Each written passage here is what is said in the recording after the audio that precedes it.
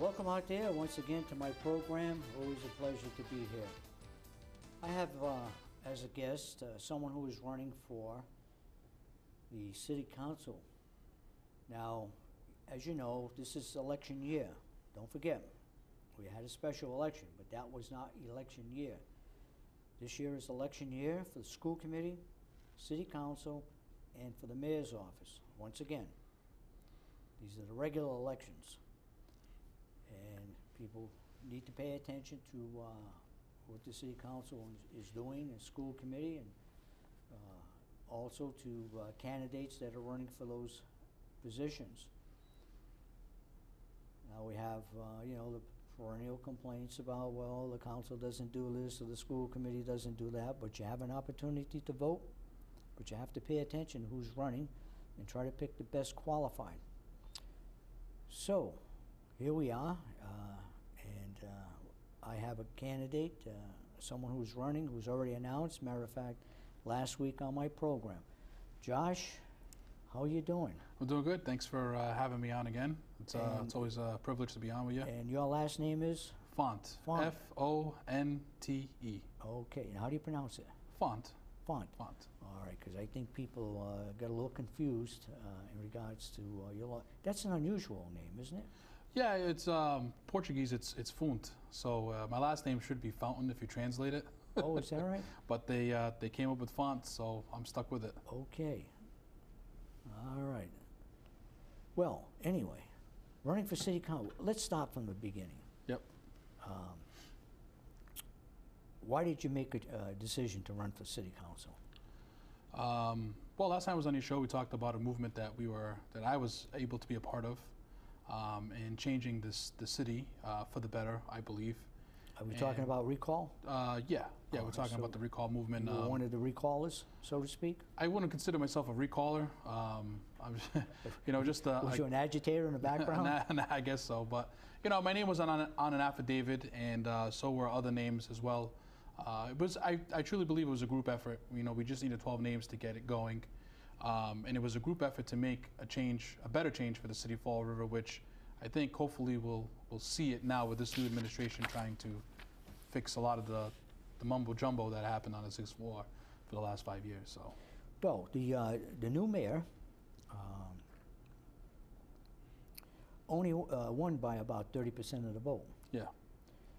Now he doesn't have a real mandate, and do you think that?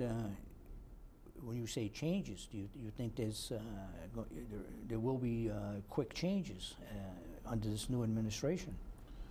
You know, that's tough to say because it all depends on the contract agreements that the previous administration had with other city departments and so on and so forth. So, with that being said, I know that there's been some number of issues with the budget as far as the net school spending. You know, we had the bus situation, which they didn't account for the charter schools, so that brought the number up a little bit. I know that that was an issue that has come up quite a few times at the city council meeting. So, you know, there's some issues there with the previous administration. To say that this administration is going to do things different, I think that they would, because they've seen that a lot of the stuff they did before didn't work. And you know, I honestly believe that, you know, in my personal opinion, I think that this administration does have the opportunity in their hands now to change things, you know, for the better. Well, one recent development, as people probably out there are aware of, and that is the two previous corporation councilors. Mm-hmm. One was the chief of the corporation council with her assistant. They were let go, basically fired under the new administration. They were brought in and just told that that's it, we don't need you anymore. Take your stuff out of your office and go home. Well, they've come back with a demand letter, which basically is they're saying that we want the city to pay us some money based on I guess it's a termination clause. I don't know what's in the contract. Right. What do you think? What do you think about this new episode? It's an interesting one. I didn't think that they were going to go away without a fight. Oh, you thought they would come back? I figured they would come back. whether that's for personal reasons or not, I don't know. And like we talked before the show, there's certain languages that could have been written or not written in their contract. So that could be the issue there that maybe they overlooked, or maybe they didn't overlook. That's a tough situation. Well, you think that since they're coming back, they did send the city a demand letter. Mm-hmm. So they apparently have some basis for doing that to begin with, Yeah. based on the contract that they had with the city. Now, people have said, well, those contracts should be coterminous. In other words, run as far as, the mayor is in office. And when the mayor is out of office, for whatever reason, those contracts end. Mm-hmm. Doesn't mean those people would get fired necessarily. Right. But the new mayor would have the option of course, letting them go. And the other part of it is one would think that the city council would have some kind of scrutiny in regards to these types of contracts. What do you make of this? It doesn't seem to be a coterminous type contract. I think that a lot of the contracts, especially contracts like these, should be coterminous. The reason why is, there are issues that we obviously had with the previous administration and his corporate councils going after suits that, didn't end up working out for the city of Fall River. There are some corporate councils probably that work for different municipalities that are great corporate councils and do a great job, and have probably gone through, many mayors, or maybe 2 or 3, we don't know. So as far as them being fired at the end of that coterminous contract, that is up to the new mayor that comes into office, whether they would want to keep that corporate council or not, depending if there was a relationship there prior, or if this new mayor knew the type of work that they've done, which I'm assuming that Sutter did have some type of information, because Will and I think Liz worked for the DA's office, I believe. Well, yeah, they So. But I think one of the main reasons is that these two counselors, lawyers for the city, Yeah. cost the city upwards of $1 million. Yeah, and That keeps being brought out in regards to their incompetence. Well, if they got fired on job performance and there was no coterminous agreement on that contract, then who's to say what was really in the language? We don't know. Like me and you were discussing here now. So I think on job performance, maybe they did something that they weren't supposed to do, or maybe $1 million loss. Well, no, I'm talking about now with the Sutter administration. Yeah, with $1 million loss, they should have been fired a while back. But they had a patron saint on the 6th floor that didn't want to get rid of him, even Exactly. though it So, cost the city $1 million. Right, and I think that any mayor who had a sense of leadership would have said this is not appropriate for You this. think that's why Flanagan's not in office any longer? It could be one of the reasons. Yes, could be very well one of the reasons. So. Now, there's a few things that are still ongoing. Now, let's say comes November, you're sitting on the city council, and this business about the windows, Mm-hmm. number one. Well, let's get into the windows. What do you think about a city administration that basically allows 22 windows to be installed? Mm-hmm. The building department does not issue a building permit. The head of the community maintenance is not doesn't seem to be involved in this contract yet. He supposedly is the one in control or supervises what goes on at the city hall. The corporation councilors, the ones who have been let go, Yeah. they have no paperwork. We have nothing. We don't know anything about this. Yet those 22 windows were put in around their office, along with the mayor's office. Yes. As a city council, what are you going to want to see done in the end? I'd love to, I know it's under investigation, and I'd love for that, previous administration to go down for that, because number one, you basically put somebody out of business. They didn't get the money that they were supposed to get from the person who did originally get the contract. You know, I'm not going to drop any names. People can actually go onto the paper and find out all those Well, names. they're public, don't worry about it. Well, it's, I'm not familiar with all the names as well, so I don't want to put anybody in a hot seat. So, you know, there was the $50,000 check is what I believe it was supposed to be. Bounced, and went obviously to the police station. And that's how the whole thing. And that's how the whole thing erupted. So, my guess was, you know, these are things that were happening in the city hall that we didn't know about. You think there were other things that? I honestly do think so, because if they thought they could get away with something this big, then they've had to. So blatant. I mean, they had. Scaffolding. They had. I mean, no one questioned it. No, nobody questioned it. Nobody the city questioned it. councilors didn't say anything. They were all blind. And I think that this is the problem that a lot of people had with Sean Kadim running for mayor was, you know, was he involved? Was he not involved? You know, he did come out and say that he wasn't involved, and the mayor did what he wanted to do, and he had really no say in anything towards the end. So, I mean, there was a lot of mumbo jumbo going on towards the end of his election term. You know, that people made happen. So, you know, we never really got the full gist of the story, and you know, it's obviously under investigation. So we'll have to see what comes out of it. Now, the former mayor has asked the city. Now, I'll give you time to swallow this one. The former mayor wants the city of Fall River to pay his legal bills in regards to the gun incident down at the waterfront, claiming that it was part of his duties as a mayor. Mm-hmm. Now, how do you put that together? That's another good question. I mean, is this why he's out of office? I honestly think so. I mean, I think that, you know, a lot of people were sick and tired of the old politics that continued in the city. It doesn't even sound as though it's politics. No, I don't. Yeah, I guess it's not so much. I mean, for him, it's politics. You know, it's just the way he wants to run it, and that's the way he did run the city. But should the city be liable for it? Absolutely not. You're the one who caused the incident to happen. He was down here with the gun. He was, well, whether there was a gun or not a gun, I mean, it's hearsay at the moment, and you know, you have councilors saying that there was a gun. You had a different council saying that there was a gun.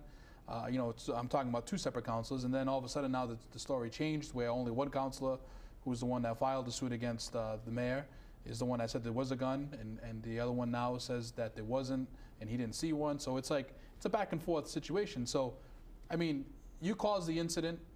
You had a meeting, you know, something went down in the meeting. I don't think that the city should be liable for it. You know, you put yourself at risk at that point if you did talk about a gun at all. So that's just my opinion. And as I recall, he has attorney Kevin Reddington. Yes. As his lawyer in regards to the gun incident, the same attorney who waived the polygraph examination. We've also heard that he had to take it 10 times before he passed it. So, I mean, in front that of was the a slight cameras rumor. at City Hall. Yeah. Where he shouldn't have been to begin with. No. And to say, well, this proves he didn't lie. Right. What do you make of that? Well, that should have never been done there. That should have never been done there, because that was not city business. That podium is for city business only, and you know, I take that seriously. I think that was more of a show than it was anything else. Not only was it just a show, but it was an embarrassment to the city of Fall River. You know, we already had a recall election that was going through. To top it off with that and 22 windows, I mean, was just I mean, it just didn't look good for Fall River at all. And you know, I take that podium seriously there, you know, for the city of Fall River, because people expect the mayor to use that podium to speak to the residents of Fall River. And when he used that for publicity to state that he did nothing wrong, I think was a complete embarrassment to the city of Fall River. Now, we learned recently that the mayor has brought on a person who served in prior administrations in regards to some sort of a financial officer. And he's going to review the city finances, go over the books, go over the accounts to find out exactly where the city sits in that respect. On top of that, Moody's, the bond rating agency, has come out with some comments about Four Rivers' financial problems and its bonds could be sinking as far as their value when they're issued, which means that if you issue a bond, you might have to pay a higher interest rate because the backing isn't there when it comes to the city finances. What do you think of this this person that? Have you thought about this person that's coming on? Whether things are going to be found out that we never knew before? There's a possibility. I think there's also a possibility with an audit as well. From what I understand, Alan, I think it's Alan Sylvia, that had served previous administrations before and also has helped Fort Lauderdale get out of the mess that they were in. So I think that he's going to be able to find certain things out that we didn't know what was going on. I don't know in full detail because I've never had a conversation with him personally as far as the current budget is concerned. I mean, obviously he must know that there are holes in it that we know about, but are there other holes that we don't know about? Just going back to what we were just talking about with the net school spending. So are there other things that we don't know about yet? I mean, I think that there could be an opportunity there for us to finally find out what the previous administration did. We just have to give them time now to figure out what really happened. So, now there's been an interesting controversy in regards to Cozy Bus Company. Cozy Bus Company parks its buses next to some residential buildings, and the people who have made complaints against the bus company have said that they've lived there prior to the buses being parked there. Now, people will say, how could this happen? How could a bus company park their buses next to a residential dwelling where people have bedrooms? They live there. Yes. How could the zoning board allow something like this? Apparently, they needed to get permission. You couldn't just pull up some buses in a vacant lot. If you're sitting on a council, are you gonna want to look into what the zoning board of appeals actually is doing in regards to variances, issuing any type of, or this might be out of the licensing board for the license, but allowing a bus company, a commercial enterprise, to locate next to residential buildings? I think it's a zoning issue, a horrible zoning issue that they're having now. From what I understand, these residents lived there prior, like you just finished saying, to this bus company coming in. I'm not completely sure how the zoning part works, where if the zoning board or the city council sends letters to these residents to state what's going on, and if they want to appeal, they can appeal. I think that sometimes information isn't pushed out appropriately to residents through certain media outlets. And I also think that the certain departments in the city don't give the right information to the residents either. So there could have been a miscommunication there as far as the residents with this company. I think that we need to look into our zoning a lot better, because we can't have companies like this doing business near residents. There should be commercial zones and there should be residential zones. And I know that we live in an older city where we have a lot of residents that are near mills or vacant parking lots with abandoned buildings. So some of the zones are kind of still mixed. Yeah, they're still mixed. So I think now this is a lesson learned. I think not only for both parties, as far as the zoning is concerned. Because I mean, I'm not trying to put blame on either one, but on the council, there should definitely be. This on the for me personally, I would look into it a lot more. Well, let's say you're on the council and you're on the ordinance committee. Yeah. Would you want to have the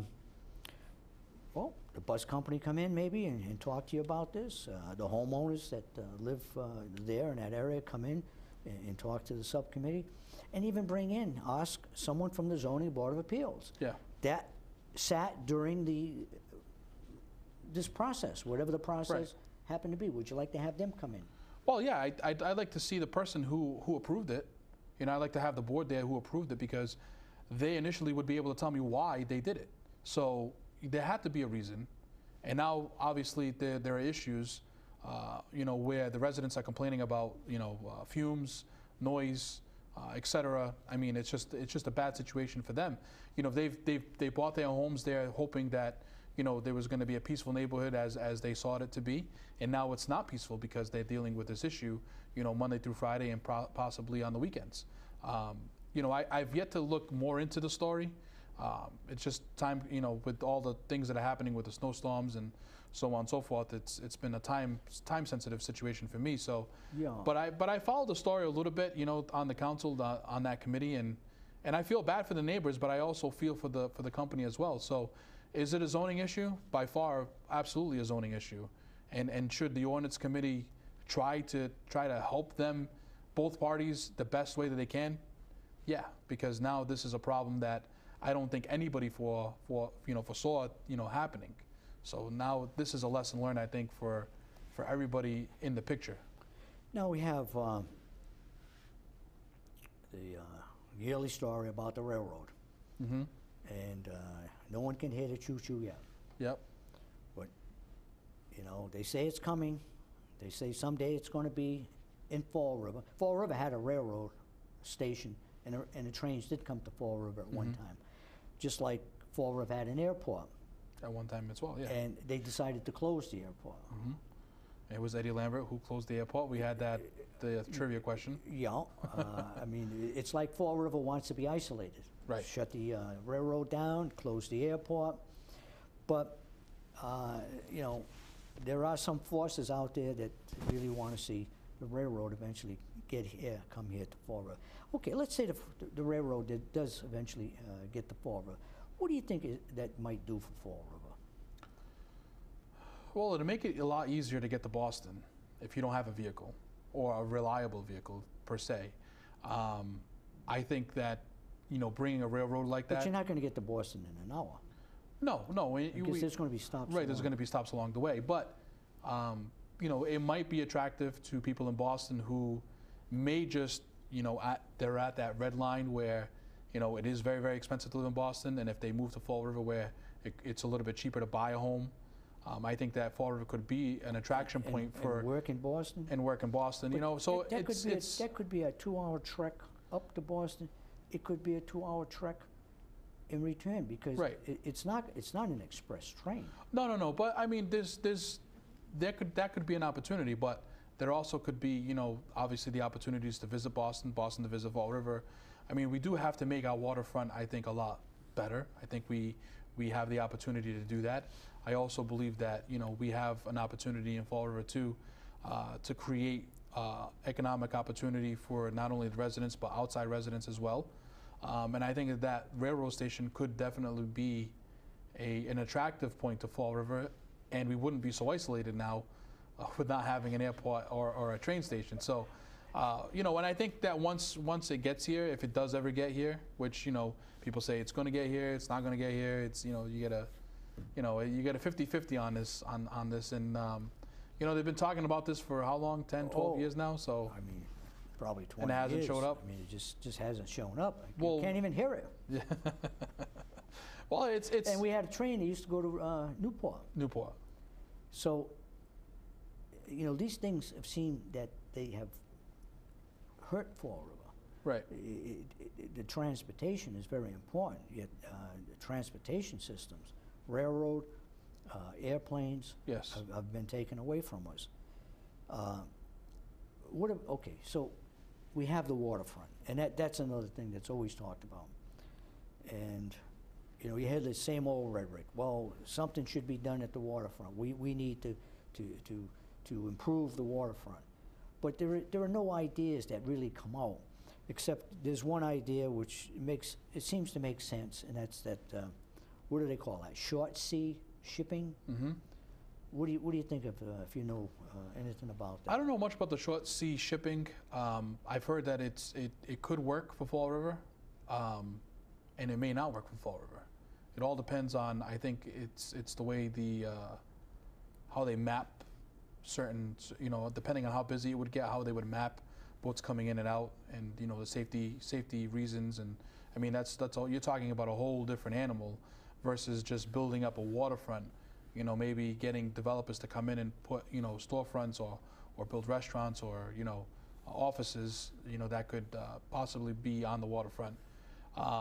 So you're talking about, you know, two different animals, a development animal, and you're talking about bringing in a short sea transportation, which obviously, you know, you'll have to go through the state and so on for certain licenses, and bringing in certain companies that would be able to do that here in Fall River. So, you know, I think that there's two issues there that could be beneficial and that could be not so beneficial for Fall River. Fall River has But that's something that we... 7 miles of waterfront. Yeah. I mean, some cities don't have 1 foot. No. 7 whole miles. 7 miles. And if you get in a boat and you go along the waterfront for the whole 7 miles, you don't see much of anything at all. No. What seems, is there just no one wants to invest along Fall River's waterfront? I mean, 7 miles of waterfront, not even 100. I think it's been the access point, really. You know, it's just the way that the highway went through and the way that the normal road, Route 6, used to go through Duval Street was just not a very, very well planned out road.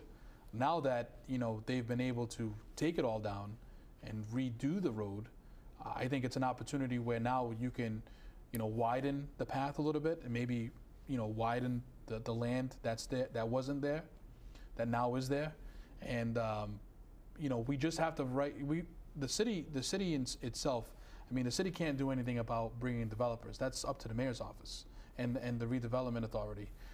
So they would have to come in and they would have to bring in the right people to invest into our waterfront in order to make those things happen.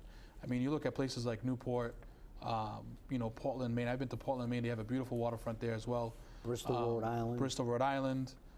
Tiverton even has a small smaller businesses that are around their waterfront, but they utilize their waterfront with the boating and so on and so forth. So is that an opportunity for Fall River? Yeah, absolutely. The opportunity has always been there. Okay, Josh Fonte, and running for City Council. Good luck. We'll have you on the program again. I just want to mention that the Diamond Education Foundation is going to have a dinner dance on Friday, March 13th. It's going to start at 7 o'clock at the Eagle Entertainment Center here in Fall River on North Main Street. It's going to be entertainment by Mike Moran Band with special guest Bobby Justin. Tickets are $45 each. They had this dinner dance last year. It was a great success, a wonderful time. So, you need tickets, you can contact me or someone on the committee. Good night out, believe me.